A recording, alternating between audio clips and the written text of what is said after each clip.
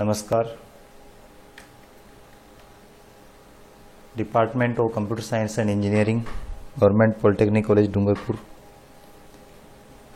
स्वागत करता है आपका हमारे YouTube चैनल पर।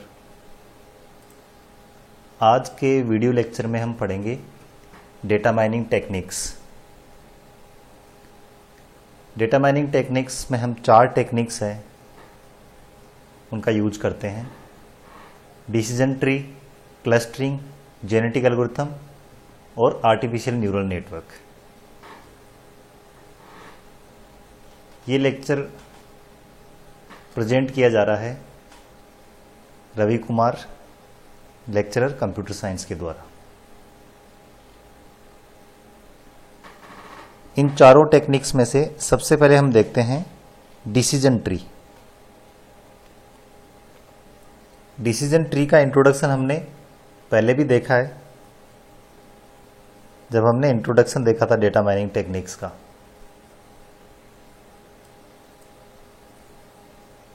अब हम इसको विस्तार में देखते हैं, डिटेल में समझेंगे कि डिसीजन ट्री क्या होता है। Decision tree is a structure that includes a root node, branches and leaf nodes. तो डिसीजन ट्री है एक स्ट्रक्चर है, जैसे आपने डेटा स्ट्रक्चर में पढ़ा होगा ट्री एंड ग्राफ। तो वहाँ पर जो आप ट्री पढ़ते हैं वही ट्री है यहाँ पर भी। डिसीजन ट्री का मतलब ये डिसीजन करने के काम में आता है। अब इसके अंदर क्या क्या होता है? रूट नोड होता है, ब्रांचेज होती है और लीफ नोड्स होते हैं।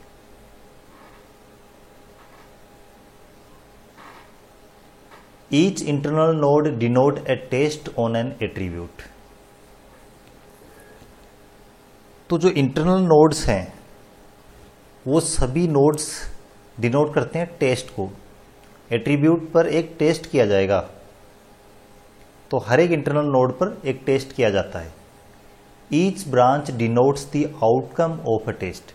हर एक जो ब्रांच है वो क्या बताएगी? आउटकम बताएगी उस टेस्ट का। And each leaf node holds a class label. हर एक लीफ नोड है वो क्लास लेबल को होल्ड करके रखेगी। रूट नोड किसको बोलते हैं? सबसे जो ऊपर का नोड होता है, जहां से ट्री स्टार्ट होता है, वो सिंगल नोड होता है ऊपर, फिर उसमें से ब्रांचेज निकलती है, उसको बोलते हैं रूट नोड। अब एक डिसीजन ट्री है, उसका हमारे पास डायग्राम है, उससे हम समझेंगे।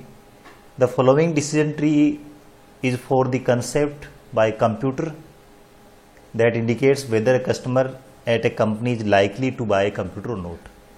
तो एक कंपनी है जो कंप्यूटर्स बनाती है और वो डिसीजन ट्री की हेल्प से ये अंदाज़ा लगाने की कोशिश कर रहे हैं कि कौन लोग हैं जो उसके कस्टमर्स बन सकते हैं।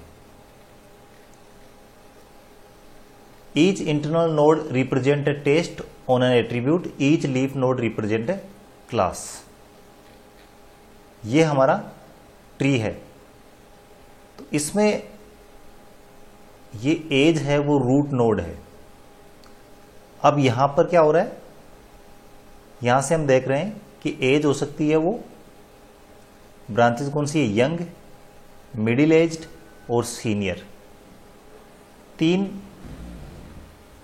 क्लासेस में हमने क्लासिफाई कर लिया एज को, यंग, मिडिल एज्ड और सीनियर। यंग एज में कौन होंगे? नॉर्मली स्टूडेंट्स रहते हैं यंग एज में। मिडिल एज्ड में जो नौकरी पैसा करने वाले लोग हैं, एंड सीनियर में जो रिटायर्ड लोग हैं मोस्टली। तो यंग में चेक करेंगे कि क्या वो स्टूडेंट है।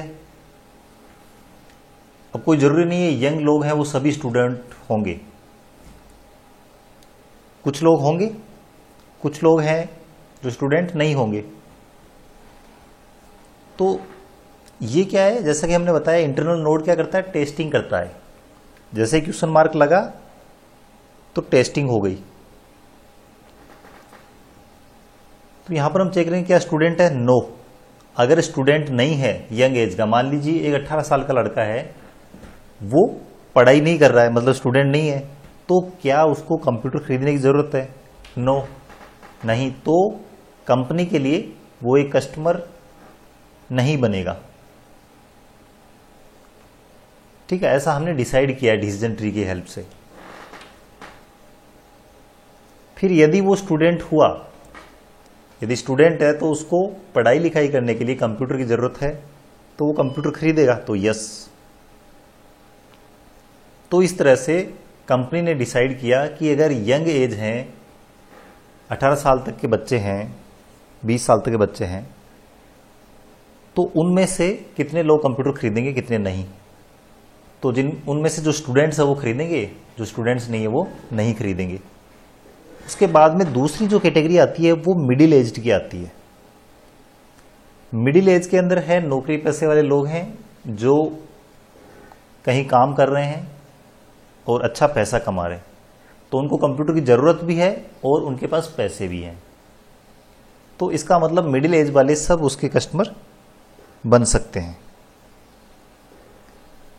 उसके बाद में तीसरी जो कैटेगरी है वो है सीनियर सिटीजन्स की। सीनियर सिटीजन्स में अब हम देखेंगे कि उनकी क्रेडिट रेटिंग कैसी है। अगर क्रेडिट रेटिंग फेयर है तब तो वो नहीं खरीदेंगे कंप्यूटर, अगर एक्सीलेंट है तो वो कंप्यूटर खरीदेंगे। तो इस तरह से कंप्यूटर बनाने वाली या कोई मोबाइल बनाने वाली या कोई भी प्रोडक्ट बनाने वाली कंपनी है, वो एक अंदाज़ा लगाते हैं, प्रिडिक्शन करते हैं कि किस कैटेगरी के लोग उनके कस्टमर बन सकते हैं। यहाँ पर हमने जो कैटेगरी ली है वो यंग, मिडिल एज और सीनियर, वो एज के हिसाब से लिया है। ये अलग अलग क्राइटेरिया हो सकता है, ये रीजन वाइज भी हो सकता है कि एक मोबाइल बनाने वाली कंपनी है, वो प्रिडिक्शन करती है कि कौन से एरिया में रहने वाले लोग हमारा मोबाइल खरीदेंगे। जनरली क्या होता है कि बड़े शहरों के अंदर जो लोग हैं वहाँ पर ज़्यादा कस्टमर बेस होता है महंगे मोबाइल खरीदने का। छोटा जो गांव है, छोटे शहर है, वहाँ पर महंगे मोबाइल इतने ज़्यादा नहीं बिकेंगे क्योंकि उनकी इनकम इतनी ज़्यादा नहीं है। तो कंपनी अपनी स्ट्रेटेजी है वो उसी के अकॉर्डिंग बनाती है।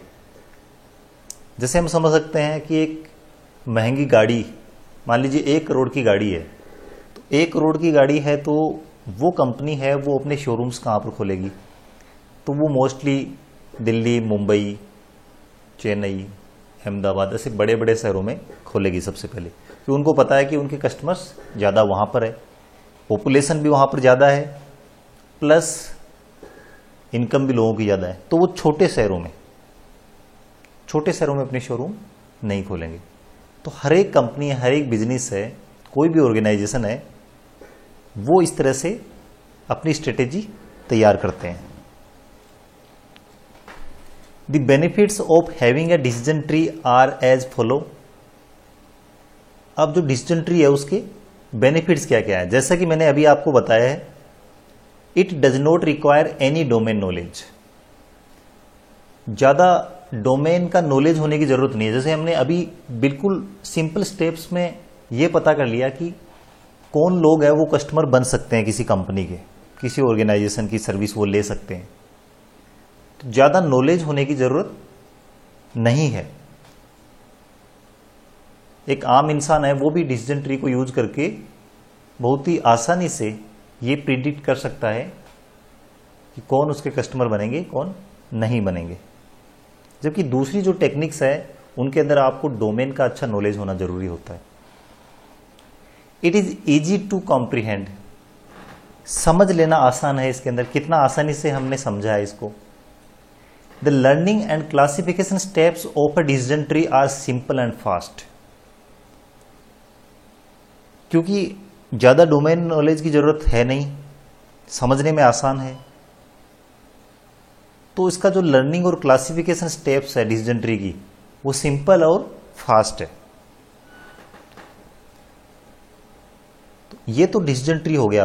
अब हमारा जो डिसीजन ट्री होता है उसकी प्रूनिंग करते हैं, मतलब पेड़ की छटाई। जैसे हमारा पेड़ होता है उसकी हम छटाई करते हैं। Tree pruning is performed in order to remove anomalies in the training data due to noise और आउटलियर्स। तो जैसे कि एक पेड़ होता है, उसकी जो ब्रांचेज है वो बहुत ज़्यादा फैल जाती है और उनके कारण हमें किसी प्रकार की दिक्कत हो रही होती है, तो हम क्या करते हैं, उसकी छटाई करते हैं। तो वैसे क्या होता है, जब ट्री होता है उसके अंदर कुछ अनोमलीज आती है, कुछ विसंगतियां आती है ट्रेनिंग डेटा के कारण, जिससे नॉइज होता है। नॉइज का मतलब एरर्स आ गई, अनवांटेड डेटा आ गया। तो जब ट्री बहुत ज़्यादा फैल जाता है, हमारे रियल लाइफ में भी देखते हैं, तो उसकी ब्रांचेज इतनी ज़्यादा फैल जाती है कि ऐसे हमें उनसे कुछ दिक्कत होने लग जाती है। ब्रांचेज से वो नीचे ज़मीन के टच हो रही है, नीचे से हम पास हो रहे हैं तो दिक्कत हो रही है, या मकान के ऊपर आ रही है हमारे, तो हम उन अनवांटेड जो ब्रांचेज हैं उनको हम छटाई कर देते हैं, और जितना हमें ज़रूरत है साफ सुथरा वो पेड़ उसको रखते हैं हम। तो वैसे ही कंप्यूटर में भी जब डिसीजन ट्री हम बना रहे हैं, तो उसके जो अनोमलीज आ रही है, जो ट्रेनिंग डेटा है, उनसे जो नॉइज जनरेट हो रही है, जो अनवांटेड डेटा जनरेट हो रहे हैं, उनको हम हटाते हैं। उसके जो नोड्स हैं उनको हटाते हैं, छटाई करते हैं। इसको बोलते हैं tree pruning. The pruned tree are smaller and less complex. तो डेटा को प्रून करने के बाद में, जो ट्री को प्रूनिंग करने के बाद में, उसकी छटाई करने के बाद में पेड़ है वो छोटा हो जाता है, ट्री छोटा हो जाता है, और उसकी जो कॉम्प्लेक्सिटी वो भी कम हो जाती है। तो रियल लाइफ में हम देखते हैं पेड़ की छटाई करने के बाद में पेड़ छोटा हो जाता है और सुंदर दिखता है, उसकी कॉम्प्लेक्सिटी कम हो जाती है, बहुत ही आसान हो जाता है। वो कंप्यूटर के अंदर डिसीजन ट्री है, उसको काम में लेना आसान हो जाता है। तो इनको आप रियल लाइफ से कोरिलेट करके आप समझोगे तो बहुत ही आसान हो जाएगा, क्योंकि ये जो सारी चीज़ें बनाई गई है वो रियल लाइफ है, उसको देख के, उनसे सीख के ही बनाई गई है। ट्री प्रूनिंग है, उसकी कुछ अप्रोचेज हैं। There are 2 approaches to prune a tree. एक ट्री है उसकी प्रूनिंग करने की 2 अप्रोचेज है। एक है पोस्ट प्रूनिंग, एक है pre pruning. Post pruning, this approach removes A sub tree from a fully grown tree. Post pruning में क्या होता है कि पहले पूरा ट्री बना दिया जाता है, उसके बाद में उसकी छटाई की जाती है, प्रूनिंग की जाती है। पहले हमने ट्री बना दिया, बहुत बड़ा ट्री बन गया, उसके बाद में हम देखते हैं कि अनवांटेड नोड्स कौन से हैं जिनको हमें हटाना है, तो उसके बाद में उन नोड्स को हम हटाते हैं, उसकी छटाई करते हैं। जबकि प्री प्रूनिंग होती है, पूर्व छटाई, उसमें क्या होता है कि ट्री को हम जैसे जैसे बिल्ड करते जाते हैं, बनाते जाते हैं, वैसे वैसे ही उसकी प्रूनिंग भी हम करते जाते हैं। ठीक है, मान लीजिए आधा बना, तो आधे में पहले चेक कर लेंगे अनवांटेड नोड्स कौन से हैं, नॉइज कौन से जनरेट कर रहे हैं, तो उनको हम हटा देंगे, उसके बाद में आगे बिल्ड करेंगे। तो प्री और पोस्ट को आप समझ सकते हो, जैसे आप मोबाइल यूज करते हो तो मोबाइल को बोलते हैं प्रीपेड।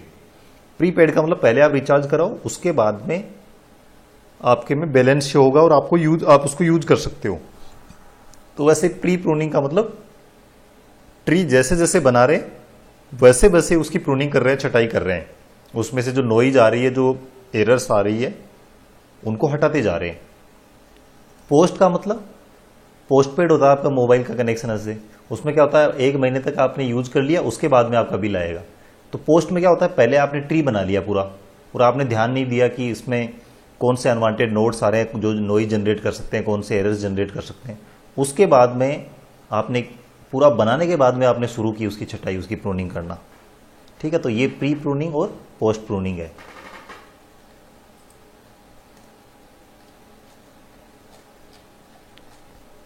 उसके बाद में आता है कोस्ट कॉम्प्लेक्सिटी।